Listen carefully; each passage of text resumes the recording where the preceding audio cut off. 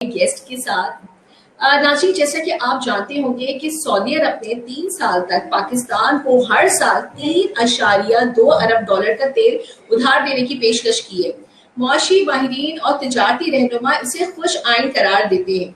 तो आज जो हमने अपने गेस्ट को बुलाया है उनका ताल्लुक भी ट्रेड एंड बिजनेस से है, तो हम उनसे मुलाकात करेंगे और हम इसी मौजू पर आज बात करेंगे। आज हमारे साथ मौजूद है प्रीमियर ऑयल कंपनी के डायरेक्टर जनाब अदील सिद्दीकी साहब। अस्सलाम वालेकुम सर।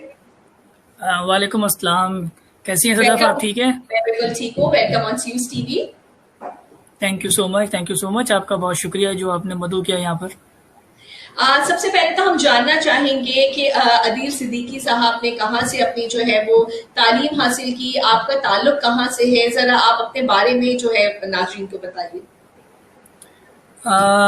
मैं बेसिकली अर्लियर जो मेरी स्टडीज़ रही वो यहीं से रही और मैं आर्मी पब्लिक स्कूल क्लास 8 तक पढ़ा और एपीएस के बाद फिर वालिद साहब ने, क्योंकि वो पंजाब बोर्ड था, तो उन्होंने कहा कि नहीं आपको सिंध बोर्ड पढ़ना चाहिए, सिंधी भी आनी चाहिए। तो उन्होंने मुझे फिर फाउंडेशन पब्लिक स्कूल में एडमिशन करा दिया और एफपीएस में फिर मैंने इंटर करके उसके बाद फिर मैं अपना कॉलेज ऑफ बिजनेस मैनेजमेंट को ज्वाइन किया, सीबीएम को। वहाँ से मैंने ग्रेजुएशन और पोस्ट ग्रेजुएशन अपनी कंप्लीट की। अच्छा, ये प्रपोज्ड प्रेसिडेंट क्या है? ये पोस्ट मैंने पहली दफा सुनी, आप इसके बारे में नाज़रीन को कुछ बताइए। ये देखें, ये बेसिकली ऐसा है कि हमारे पास ये एक बड़ी नॉमिनल सी एक टर्म है ये प्रपोज्ड, और वो होता ये है कि जब आपका प्रेसिडेंट का उम्मीदवार इलेक्ट हो रहा होता है या सिलेक्ट हो रहा होता है तो आपको नाम दे दिए जाते हैं कि लेट सपोज जिस तरह से इमरान खान साहब ने प्राइम मिनिस्टर के अंदर अपनी प्राइम मिनिस्ट्री के लिए नॉमिनेशन पेपर भरे, उसी तरह से उनके हरीफ भी कोई वहाँ सामने खड़े हुए थे। उनको as a proposed prime minister दूसरी तंजीमों की तरफ से बुलाया जाता था। हमारे सिनेरियो में वो इस तरह से है कि Hyderabad chamber of commerce and industries बहुत पहले, आज से कोई 2 दहाइयाँ या 3 दहाइयाँ पहले ये रजिस्टर, बल्कि ज़्यादा 4 दहाइयाँ के करीब पहले जो ना रजिस्टर्ड हुआ था और बड़ा फ़ाल था, बड़ा काम कर रहा था ट्रेड एंड बिजनेस के लिए। लेकिन पिछले कोई 7-8 साल से ये एक माफिया के हाथों लग गया और उस माफिया की वजह से जो है वो हैदराबाद चैम्बर की रजिस्ट्रेशन रीन्यू नहीं हो सकी। उसकी रीन्यू ना होने की वजह से हमें हैदराबाद चैम्बर को दोबारा से रजिस्टर्ड कराने की ज़रूरत पड़ी। तो वो after the instruction of डीजीटीओ, director general trade and organisation, उन्होंने मुझे कहा कि आप अभी इस टाइम के ऊपर, क्योंकि मेरे सारे जो साथी थे, हमारे जो ट्रेड के लोग थे, उन्होंने मेरा नाम प्रपोज किया हुआ था as a president Hyderabad chamber के लिए। तो वो जो डीजीटीओ में भी भेजा गया, जमा कराया गया। तो डीजीटीओ ने कहा कि जब तक आपको लाइसेंस ग्रांट नहीं होता तब तक आप as a propose president Hyderabad chamber of commerce industries काम करेंगे। आप अपने नाम के आगे president Hyderabad chamber of commerce industries नहीं लगा सकते जब तक हम हैदराबाद चैम्बर को दोबारा से री रजिस्टर्ड ना करा लें। तो ये एक बेसिकली लॉफुल टर्म है जो मुझे डीजीटीओ ने ही बोली। ओके, अच्छा, आप propose president Hyderabad chamber of commerce and industry है। पाकिस्तान में कितने चैम्बर्स हैं और आप किसके मौक़िफ़ की हिमायत करते हैं?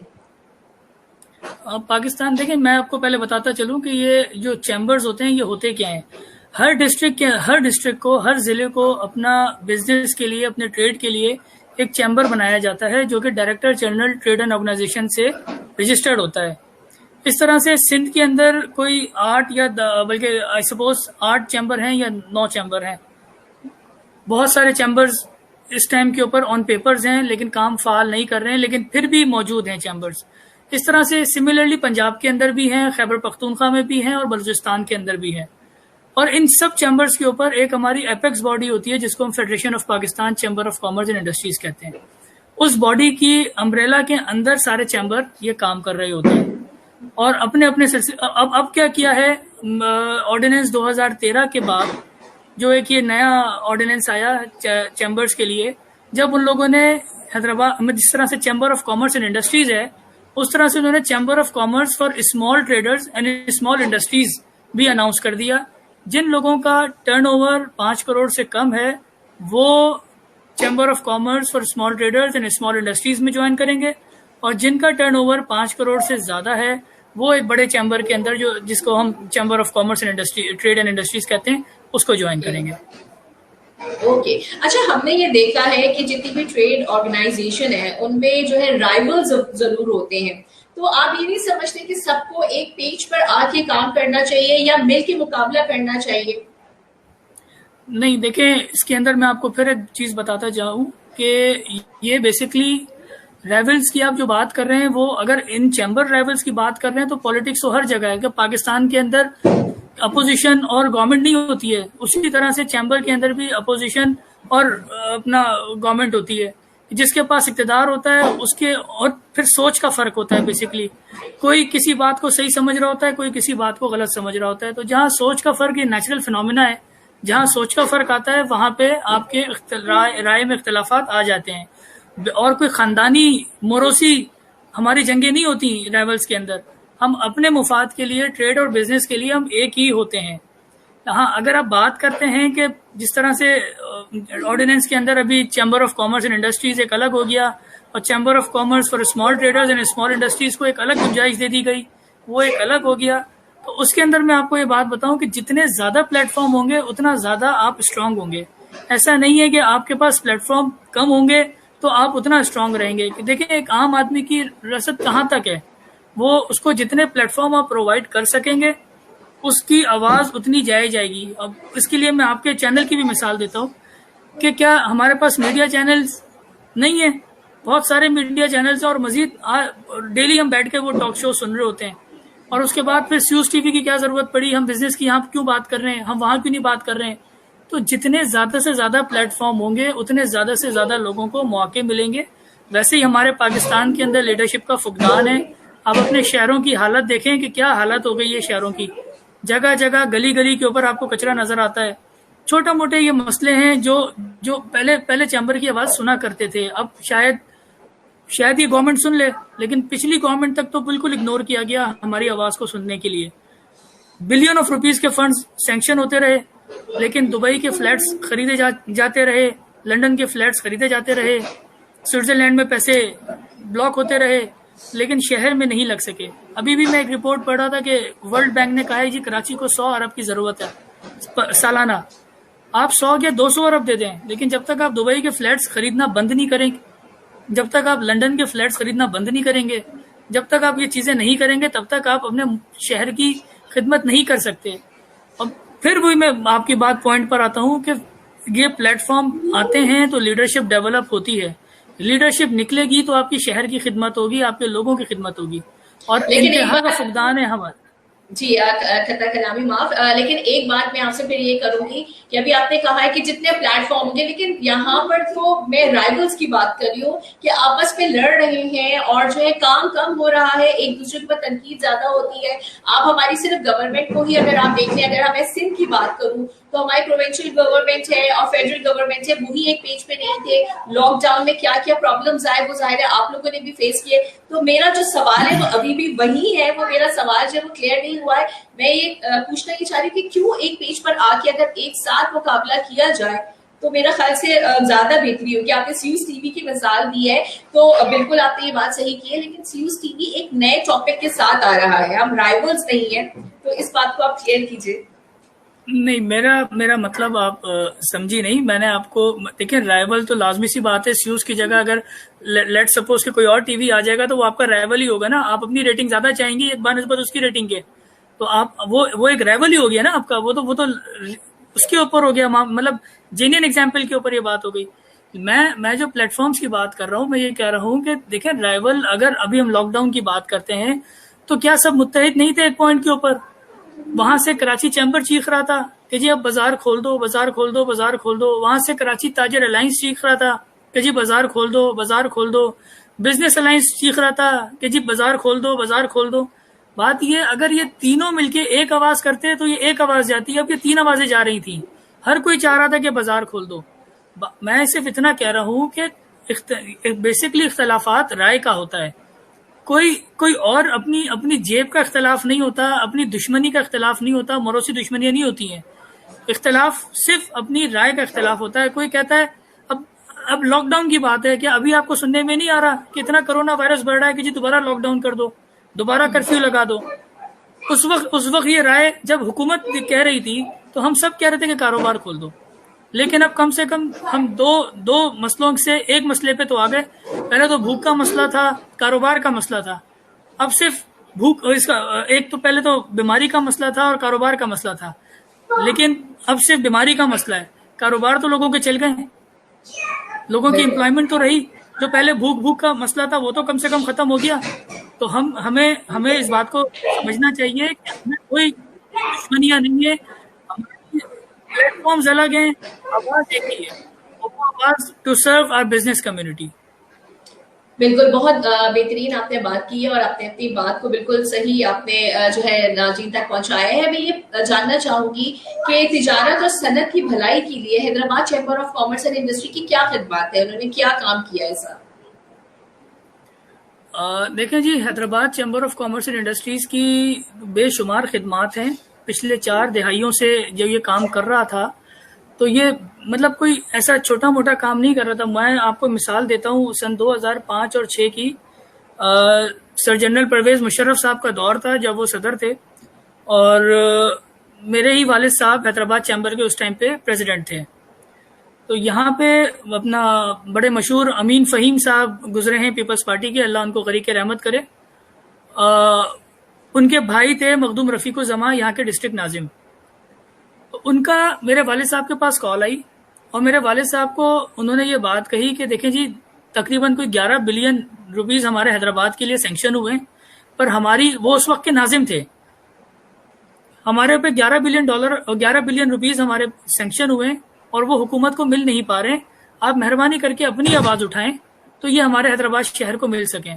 تو والد صاحب نے بڑے سخت بیانات ٹی وی کے اوپر, اخبار کے اوپر جا کر دیے حکومت کے لیے, حکومت کے خلاف, اور اس کا نتیجہ یہ ہوا کہ حیدرآباد چیمبر کے صدر کے بیانات کو سنتے ہوئے جنرل پرویز مشرف صاحب نے 11 بلین روپیز حیدرآباد کے لیے سینکشن کرے.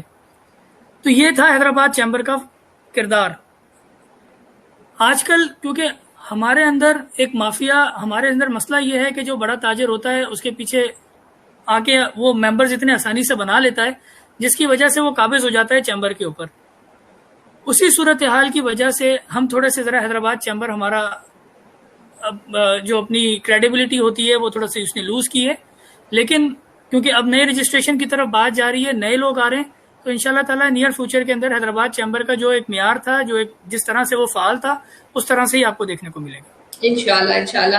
اچھا دیکھیے, کووڈ-19 نے بہت تباہی مچائی ہے پوری دنیا میں, نہ صرف پاکستان میں بلکہ پوری دنیا میں. ایز این انڈسٹریلز آپ کیا سمجھتے ہیں, آپ لوگوں کی کیا کنٹریبیوشن رہی ہے؟ دیکھیں جی, کووڈ-19 کی وجہ سے جو نا ہماری جو اکنامی ہے وہ بہت فریجائل کنڈیشن میں آ چکی ہے اس ٹائم کے اوپر. اور اس کا جو بیسکلی دیکھیں, کووڈ-19 سے پہلے ہمارا ڈالر تھا 155-156 تک, اور کووڈ-19 کے آنے کے بعد اس نے پیک کیا 168 تک. تو میں تو I am very much worried کہ یہ اگر اس طرح سے ڈالر فلوٹ کرتا رہا اور اس کے اوپر اسٹیٹ بینک کا کوئی چیک اینڈ بیلنس نہیں آیا, تو کتنی بھی مراتے دے دے حکومت, کتنی بھی مراتے دے دے, وہ سب یوز لیس ہے. یہ مہنگائی بڑھتی جائے گی, کم نہیں ہوگی, کیونکہ آپ بیسکلی آپ کا جو روپیہ ہے وہ گر رہا ہے.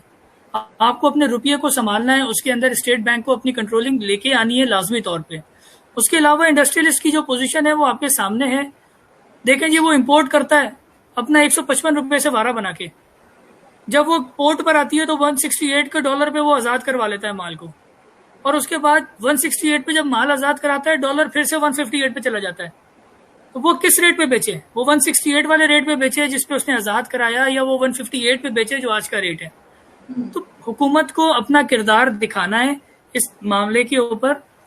دوسری بات میں آپ کو یہ بتاتا چلوں کہ آپ جب تک پاکستانی روپی کو مضبوط نہیں کریں گے, جب تک آپ کسی بھی صورت کے اندر اس مہنگائی کو نہیں روک سکتے. بے تحاشا مسئلے ہیں, انڈسٹریلسٹ کے پاس لیکوڈیٹی کرنچ ہے. اسٹیٹ بینک نے ٹھیک ہے ابھی 3-4 جو نا وہ نکال دی ہوئی ہیں, پالیسیز دے دی ہوئی ہیں کہ جی آپ 3-4% مارک اپ کے اوپر لون لے لو, لیکن بہت سارے ایسے انڈسٹریلسٹ ہوتے ہیں جو لون کو پسند نہیں فرماتے ہیں.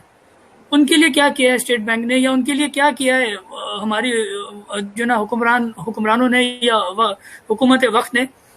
آپ کو چھوٹی انڈسٹریز کو, اسمال میڈیم انٹرپرائزز کو اپنے کنٹرول میں رکھنا ہے, ان کو آپ نے لیکوڈیٹی دینی ہے.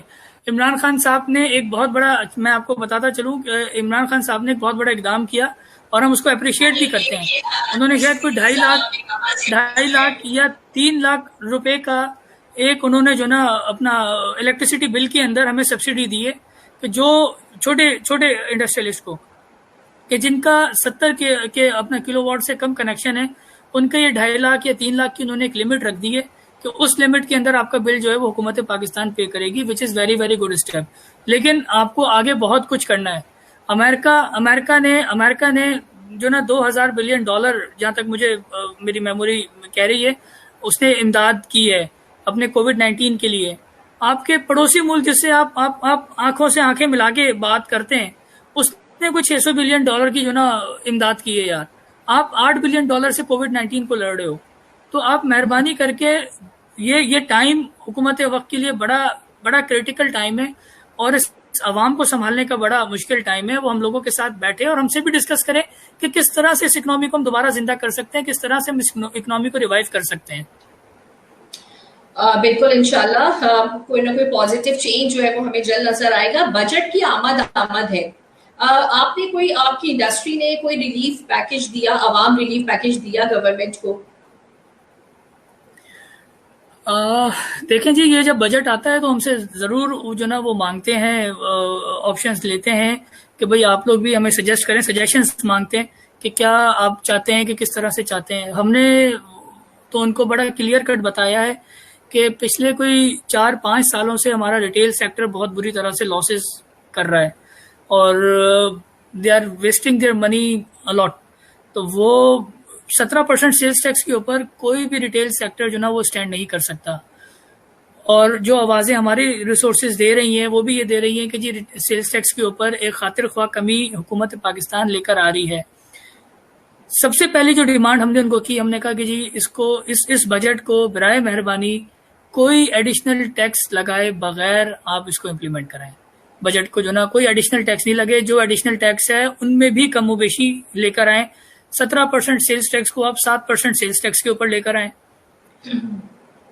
کسٹم ڈیوٹی جو آپ کی امپورٹ کے اوپر ہے, میں اس کے لیے تھوڑا سا پھر بیک گراؤنڈ میں جانا چاہوں گا امپورٹ کو سمجھانے کے لیے. بیسیکلی کہ جب یہ حکومت آئی تھی تو ان کا ایک موٹیو تھا کہ ہم اس امپورٹ کو کم کریں اور ایکسپورٹ کو بڑھائیں. پاکستان ایکسپورٹ کے پاس ایسے کوئی خاطر خواہ مواقع نہیں ہے کیونکہ بجلی مہنگی ہمارے پاس, ہیومن ریسورس مہنگی ہمارے پاس, پھر ہم چیز 90% امپورٹ کر رہے ہیں پاکستان کے اندر اور اس کو پھر یہاں بنا کے ایکسپورٹ کیسے کریں. تو وہ ہم وائبل نہیں رہتے ہیں ایکسپورٹ کے لیے. یا تو ہمارے پاس کوئی گولڈ کی جو ریزرو وائرز ہیں اس کو ہم ایکسٹریکٹ کر لیں, یا کاپر کو کر لیں, یا آئل کو کر لیں, کوئی ایسی چیز جس کو ہم اپنے پاس ہی پیدا کر رہے ہوں تو ہم اس کو ایکسپورٹ کر سکتے ہیں. امپورٹ کی جو صورتحال ہے وہ 90% ہمارا کنٹری جو ہے وہ امپورٹ بیس ہے. اگر ہم امپورٹ کو کم کرنا جائیں گے تو مارکیٹوں کے اندر شارٹیجز آ جائیں گی, ہم مارکیٹوں کو پورا نہیں کر سکیں گے. تو ہمیں اس کے اوپر بڑی سمجھداری کے ساتھ, بڑی عقل مندی کے ساتھ ورک کرنا ہوگا کہ کن کن چیزوں کو ہم کرٹیل کریں اور کن کن چیزوں کے لیے ہم ایز پیدا کریں وہ زیادہ سے زیادہ امپورٹ ہو سکے. لیٹ سپوز ہمارا ایڈیبل آئل جس کے اندر ہم ڈیل کرتے ہیں وہ سیکنڈ لارجسٹ بل ہے پاکستان کا, امپورٹ بل سیکنڈ لارجسٹ امپورٹ بل ہے. پاکستان کی پاپولیشن دنیا کی 5ویں بڑی پاپولیشن ہو گئی ہے. تو میرا سوال یہ ہے کہ ہم اپنے چیزوں کو, اپنی اسٹرینتھ کو کیوں نہیں پہچان رہے ہیں. ہم دنیا کی کسی بھی بزنس کو لڑنے کے لیے ہم بہترین اپنے کاموں کو انجام دے سکتے ہیں. یہ پاپولیشن ہونا یہ بہت بڑی نعمت کی بات ہے, اور اتنی پاپولیشن کے ساتھ, اتنے چھوٹے ریسورسز کے ساتھ ہم رہ رہے ہیں اور خوش رہ رہے ہیں. آج آپ کسی سے بھی پوچھیں وہ اتنا کوئی پریشان نہیں ہوگا جتنا آپ انڈیا میں جا کے دیکھیں انڈیا میں غربت کتنی ہے. آپ امریکہ میں لوگوں سے پوچھیں, لوگوں کتنے سوسائڈ جو نا وہ کر رہے ہیں وہاں پہ. تو میں آپ کو پھر وہی بات کہتا ہوں کہ ہم نے اداروں کے ساتھ بیٹھ کے, میں پھر وہی بات کر رہا ہوں کہ بجٹ کو بار بار یہ بات کہہ رہا ہوں کہ بجٹ کو ایڈیشنل ٹیکس نہ لگایا جائے اور جو امپورٹ کے اوپر ڈیوٹیز ہیں ان کو بھی کم کیا جائے تاکہ یہاں پہ جو صنعتیں چل رہی ہیں وہ چلتی رہیں. یہاں لوگوں کو جو چیزیں مل رہی ہیں وہ اسی ریٹوں پہ ملتی رہیں, اس سے بڑے نہیں. اگر آپ اس کو ایسے لگا دو گے, ریسٹرکشنز لگا دو گے امپورٹ کے اوپر, بجٹ کے اندر کوئی غلط فیصلے کر بیٹھو گے, تو پہلے ہی آپ نے جو نا کووڈ-19 کے بعد ایک اور بڑا مسئلہ آپ کو ٹڈی دل کا آ گیا ہوا ہے. لوکس جس کو آپ کہتے ہیں، اس کے مطلب کس طرح سے آپ جو نا اپنی خوراک کی چیزوں کو پوری نہیں کر سک رہے ہو، وہ ایک اتنی بڑی تھریٹ بن گئی ہے. اس کے بعد پھر آپ کی امپورٹ کے اوپر غلط ڈیسیجنز کر دو گے تو آپ کیسے پاکستان کو چلا سکتے ہیں؟ تو چیزیں بہت زیادہ اس ٹائم کے اوپر کریٹیکل ہے، اور لیٹس پرے کہ وہ حکومت جو بھی کرے، جو بھی ادارہ ہے وہ پلان کرے، اچھے کے لیے کرے انشاءاللہ. لیکن لوگوں کا کہنا یہ ہے کہ اب جو ہے بجٹ جو آئے گا وہ زیادہ خطرناک ہو سکتا ہے، کیونکہ کووڈ کے نام پہ جو ہے وہ نئے ٹیکسز آ جائیں گے. اس کے بارے میں آپ کیا کہتے ہیں؟ نہیں، میں نہیں سمجھتا. یہ میرے خیال سے صرف ڈیلوژنز ہیں لوگوں کی کہ کووڈ 19 کے نام پہ کوئی بجٹ آ جائے گا اور کوئی ٹیکس لگ جائے گا. میں نہیں سمجھتا کہ حکومت ایسا کام کرے گی، کیونکہ حکومت اس فیس کے اوپر نہیں ہے. میں نے آپ کو مثال دی کہ انڈیا $600 بلین کے ساتھ آپ کی کووڈ 19 کی جنگ لڑ رہا ہے. ہو سکتا ہے اس سے بھی زیادہ ہو، میری جہاں تک میموری کہہ رہی ہے وہ $600 بلین جو میں نے پڑھے تھے. ہم $8 بلین سے لڑ رہے ہیں. تو کیسے حکومت سوچ سکتی ہے کہ ہم پہ ٹیکس لگا دیں؟ ہمارے پاس تو کھانے کو نہیں ہے. ہم یہاں ٹڈی دل سے لڑ رہے ہیں. ہم کیا کیا جو نا ہمارے پاس وہ پڑی ہیں، تھریٹس پڑی ہوئی ہیں جو انڈسٹری ایک اس سے لڑ رہا ہے اس ٹائم کے اوپر. تو بالکل بھی حکومت ایسی غلطی نہیں کرے گی کہ جو کووڈ 19 کے نام پہ کوئی نیا ٹیکس لگ جائے گا. کچھ نہیں لگنے والا. یہ میں پوری طریقے سے اور اپنا اچھے طریقے سے سمجھ کے یہ بات کہہ رہا ہوں.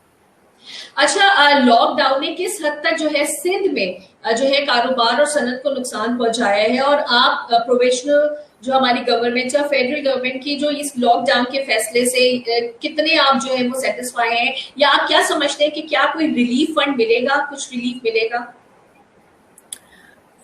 دیکھیں، میں پھر آپ کو یہ بات ایک بتاؤں کہ سندھ کے اندر، پورے سندھ نہیں، میں تو پاکستان کی بات کرتا ہوں، پاکستان کی بات بھی کرتا ہوں، سندھ کی بھی بات کروں گا ابھی. جب سال شروع ہوتا ہے نا تو ہر انڈسٹریلسٹ کا کام ہوتا ہے کہ وہ اپنی بجٹنگ کر لیتا ہے. وہ اپنے سال کے ٹارگیٹس طے کرتا ہے کہ میں نے آخر میں اینڈ آف دسمبر کہاں تک پہنچنا ہے اور کہاں تک نہیں پہنچنا ہے. تو جو پلاننگ تھی وہ تو دھری کی دھری رہ گئی. جو 2 مہینے 2.5 مہینے کا ہمارا لاس ہوا، جس طرح سے ہم نے اپنے آپ کو سروائیو کیا، لیبر کو انٹیکٹ رکھا، امپلائیز کو انٹیکٹ رکھا، کچھ کے اوپر بہت زیادہ بے تحاشا پریشانیاں آئیں، کچھ نے لیبر کو فارغ بھی کیا، امپلائیز کو بھی فارغ کیا. اور لازمی سی بات ہے جب وہ خود مر رہے تھے تو بیچاروں نے، انہوں نے کیا کرنا تھا لیبروں کو رکھ کے؟ میرے خیال سے تو انہوں نے بھی صحیح کام کیا، اپنے آپ کے ایکسپینسز کرٹیل کیے. تو بات یہ میرے کہ سندھ کے کاروبار یا پنجاب کے کاروبار میں بہت بڑا فرق پڑا. کوئی 25 سے 30% میں ایکسپیکٹ کرتا ہوں کہ ہر انڈسٹری اپنے ٹارگٹ سے کم ہوگی. باقی جب بازار فل فلیش کھل گیا ہے تو کیونکہ وہ ٹائم کا ایک ایشو ہے، ہم 5 ساڑھے 5 بجے، کچھ انڈسٹریز ایسی ہیں جدھر 7 ساڑھے 7 8 بجے تک ہم اینڈ کرتے ہیں، وہ ممکن نہیں ہو پا رہا ہے. تو ایک اس کا بھی ڈیلی ایشو آ رہا ہے ہمارے پاس.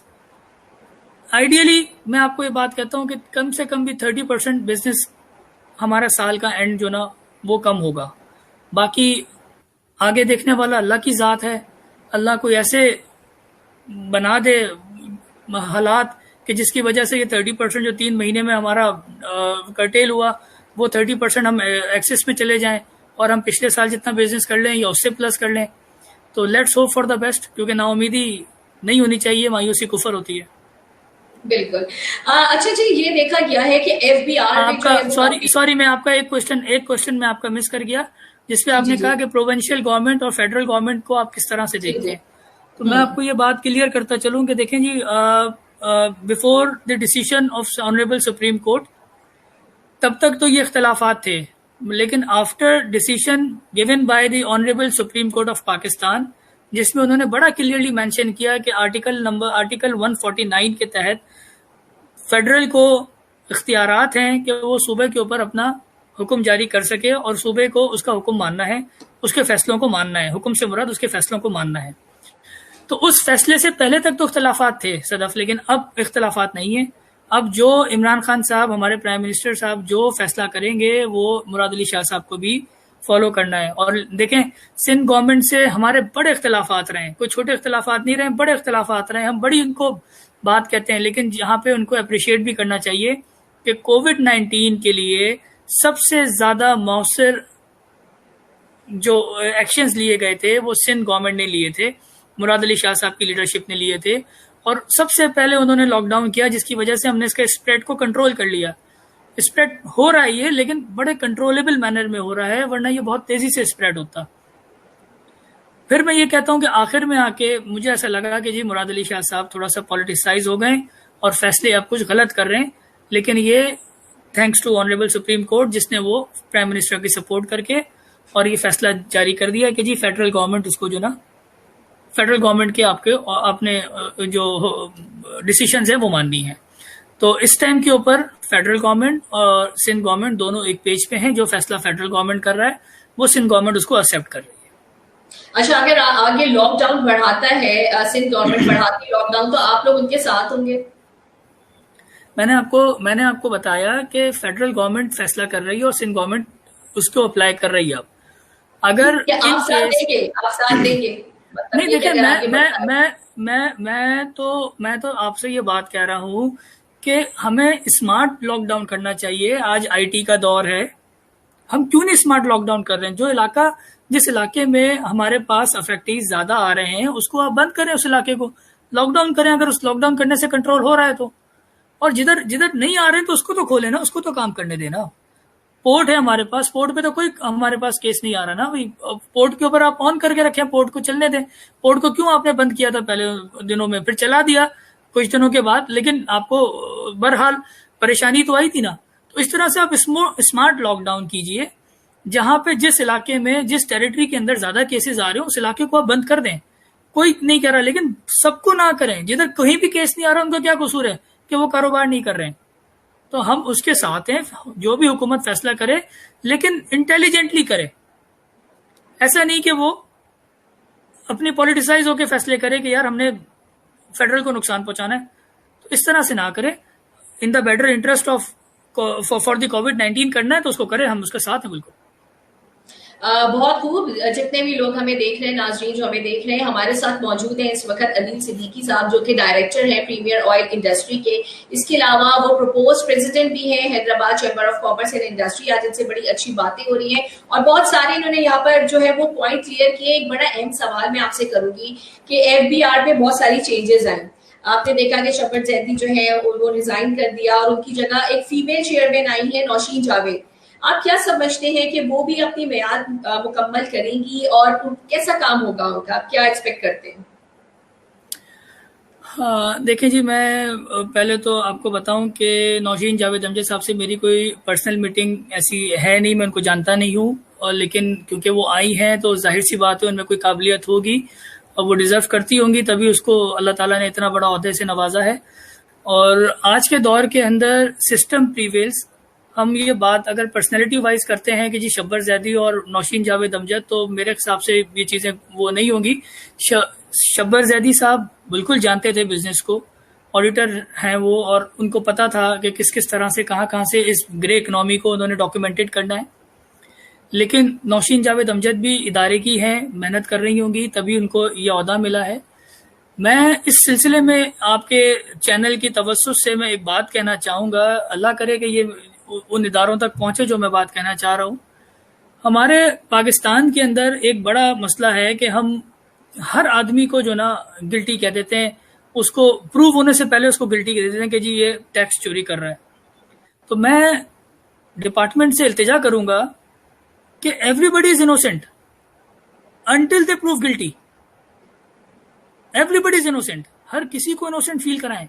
یہ بزنس کمیونٹی اور FBR یہ آپس میں ان کا ڈسٹینس بڑھتا جا رہا ہے، کمیونیکیشن گیپ بڑھتا جا رہا ہے، only because of the trust, only because of the sentences کہ وہ ہر کسی کو جو نا وہ اس گرے اکنامی میں ڈال دیتے ہیں اور جو نا چور چور کہتے رہتے ہیں اس کو.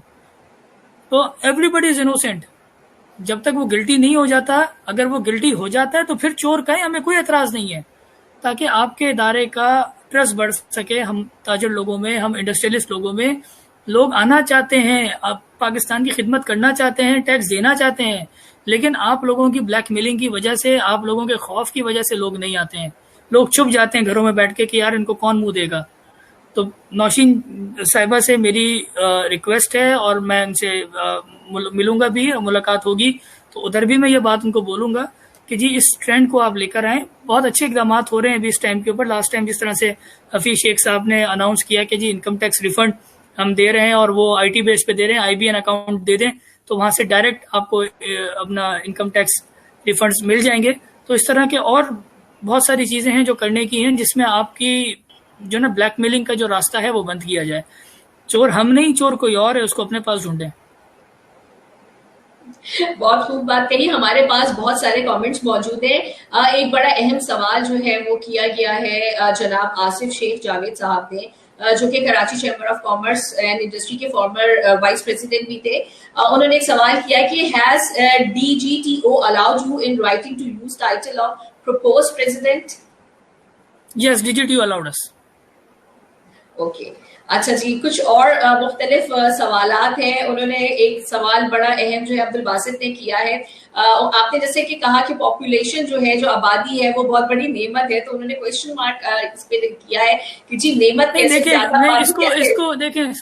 دیکھیں اس کو مجھے طیب اردگان یاد آ رہے ہیں, جو طیب اردگان کا ایک بہت بڑا اس کے اوپر اسپیچ رہی ہے پاپولیشن کے اوپر. اور مین وائل جن صاحب نے یہ کمنٹ کیا ہے تو میں آپ کو صدف وہ بھیجوں گا, طیب اردگان صاحب, کیونکہ آج کل تو مسلم امہ کے لیڈر ہیں وہ, تو ان کی وہ ویڈیو دیکھیں. بیسیکلی آبادی, میں اس بزنس کے حساب سے کہہ رہا ہوں, اس آبادی کو ہر چیز, کپڑا پہننا ہے تو دنیا کو پتا ہونا چاہیے کہ ہماری ورتھ کیا ہے یار. انڈیا میں کیوں اتنا بزنس ہے, چائنا میں کیوں اتنا بزنس ہے, امریکہ میں کیوں اتنا بزنس ہے. یہ سب بیہائنڈ کرتی ہے پاپولیشن سے, آپ کی اس بزنس کی کنزمپشن سے. آپ اتنا ہی آٹا کھاؤ گے, اتنا ہی آپ جو نا کپڑے پہنیں گے, اتنی آپ مطلب ایک چیز آپ کا ویئر اینڈ ٹیئر آپ کا سارا ایک بزنس ہی ہے نا. آپ کی لگژریز ہیں, آپ کی گاڑی ہیں, تو ان سب کو پتا ہے. میں آپ کو مثال دیتا ہوں آذربائیجان باکو کی. اس کا کوانٹم دیکھیں بزنس کا, اس کی پاپولیشن ہے 3 ملین. اس کا بزنس کا کوانٹم دیکھیں, اور پاکستان کا کوانٹم دیکھیں کہ پاکستان بزنس دنیا سے کیا کر رہا ہے. جو سیکنڈ بگیسٹ امپورٹ بل ہے ہمارا ایڈیبل آئل کا, وہ دنیا کا چوتھا بڑا امپورٹ ہے. ہماری آواز سنی جاتی ہے دنیا کے تیل کو خریدتے وقت. جب پاکستان کی بائیں ختم ہوتی ہے تو پوری دنیا کو میسج جاتا ہے کہ جی پاکستان نے ایڈیبل آئل خریدنا بند کیا ہوا ہے ابھی. تو یہ میں اس پاپولیشن, میں یہ نہیں کہہ رہا ہوں کہ خدا نہ خواستہ کہ جو نا آپ 2 کی جگہ 4 پہ چلے جائیں. میں کہہ رہا ہوں کہ جو موجودہ پاپولیشن ہے وہ اس ورتھ کو سمجھیں, اس اسٹرینتھ کو سمجھیں کہ ہمارے بزنس کتنا گرو ہو سکتا ہے, کتنا ڈیولپ ہو سکتا ہے. جی بہت خوب. اچھا, ایک انہوں نے بات اور کہی ہے, میرے خیال سے یہ عام عوام کی بھی آواز ہے. انہوں نے کہا کہ according to public Nosheen Javed at least FBI میں کرپشن ضرور ختم کر دے گی انشاءاللہ. Hope for the best. میں نے آپ کو میسج دیا نا کہ جی چور ہم نہیں ہیں, چور ان کے پاس اندر ڈھونڈے, ان کو چوروں کو ڈھونڈے. میں نے تو ایک سمپل میسج دیا ہے. تو میں وہ نوشین جاوید صاحب کو اگر کسی کے تعلقات ہیں تو وہاں پہنچا دیں کہ جی مہربانی کر کے وہاں ڈھونڈیں اور اس چیز کو ٹھیک کریں. اور ہر کوئی انوسینٹ ہے, ہر آدمی انوسینٹ ہے. آپ اپنا ایٹماسفیئر ٹھیک کریں, فرینڈلی ایٹماسفیئر کریں, تاکہ لوگ خوشی سے آپ کے پاس آئیں. بہت اچھی باتیں آج ہم نے کی, اور ہمیں بہت ساری چیزوں کی معلومات بھی ہوئی عدیل صدیقی صاحب سے. جاتے جاتے ہم سیوز ٹی وی کے ناظرین کے لیے میسج لینا چاہیں گے آپ سے. سیوز ٹی وی کے ناظرین کے لیے میسج یہ ہے کہ جی اللہ کرے کہ یہ سیوز ٹی وی پھلے پھولے اور آگے ترقی کرے. لیکن آج کل کیونکہ سوشل میڈیا کا دور ہے اور بڑا آسان ہے چیزوں کو ڈیولپ کرنا, تو آئی wish you all the best. باقی میں عوام کو جو میسج دینا چاہوں گا وہ یہ دینا چاہوں گا کہ آپ برائے مہربانی اپنے شہر کے حالات کو دیکھیں کہ ہمارا شہر کس طرف جا رہا ہے. میں جب لاہور ٹریول کرتا ہوں تو مجھے نظر آتا ہے کہ وہاں پہ شہباز شریف نے, پرویز الہی نے, یا ہو ایور جو بھی آ رہا ہے وہ اون کرتا ہے اپنے شہر کو. کراچی کے اندر ہمیں لیڈرشپ کا فقدان ہے. جتنے بھی لوگ ہیں جن کے اندر لیڈرشپ اسکلز ہیں, مہربانی کر کے اپنے شہر کے لیے, اپنے لوگوں کے لیے آگے آئیں. ہمارے شہر کو لیڈرشپ کی ضرورت ہے, ایک نیک نیت کے ساتھ ضرورت ہے. پیسے خرچ کر کے آگے نہ آئیں, اپنے ویژن کے ساتھ آگے آئیں, خدمت کرنے کے لیے آگے آئیں, تاکہ شہر کو سنبھال سکیں, سدھار سکیں. دوسری چیز یہ ہے کہ کیونکہ میں کاروباری آدمی ہوں تو میں ان لوگوں کو ایک بات کہنا چاہوں گا جو نیا انٹرپرینیور ہونا چاہ رہے ہیں. ایک بڑا کامن کوشچن ہوتا ہے کہ یار جس کے پاس پیسہ ہوتا ہے وہ کاروبار کر لیتا ہے. آج کل IT کا دور ہے یار. دنیا کے 10 بڑے امیروں کے اندر اس ٹائم کے اوپر 6 یا 7 آئیٹیشنز ہیں. تو برائے مہربانی آئی ٹی کو ایویلویٹ کریں, دیکھیں اس میں کہ آپ کی قابلیت اور آپ کیا کچھ کر سکتے ہیں پاکستان کے لیے. آئی ٹی کی وجہ سے ہم بڑا ایکسپورٹ اپنا بڑھا سکتے ہیں. تو ہر انٹرپرینیور کو میں آئیڈیا دے رہا ہوں, ہر انٹرپرینیور کو میں ایک طریقے سے ریکویسٹ بھی کہہ رہا ہوں اور سمجھا بھی رہا ہوں کہ آئی ٹی کی طرف اپنا رجحان کریں اور آئی ٹی سے سوچیں کہ ہم کس طرح سے پاکستان کی خدمت کر سکتے ہیں, کیونکہ وہ لو کاسٹ بجٹ میں ایک بہت بڑا کام آپ کر سکتے ہیں. کوئی انوینشن کریں آئی ٹی کے اندر.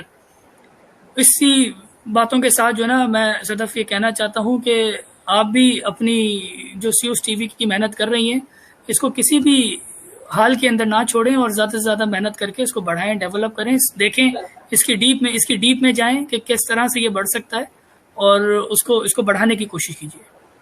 بہت بہت شکریہ, بہت اچھا لگا آپ سے باتیں کر کے, اور بہت سارے لوگوں نے جو ہے ہمارا پروگرام دیکھا, بہت سے کویشچنس کیے اور یقیناً ان سوالوں کا جواب بھی مل گیا ہوگا. بہت بہت شکریہ عادل صدیقی صاحب آپ کا ہمارے پلیٹ فارم پہ آنے کا اور بہت ساری باتیں لوگوں سے شیئر کرنے کا. انشاءاللہ ہم آپ کو پھر انوائٹ کریں گے کسی نئے ٹاپک کے ساتھ. جب تک کے لیے ہمیں اجازت دیجیے, اپنا بہت خیال رکھیے گا. اللہ حافظ.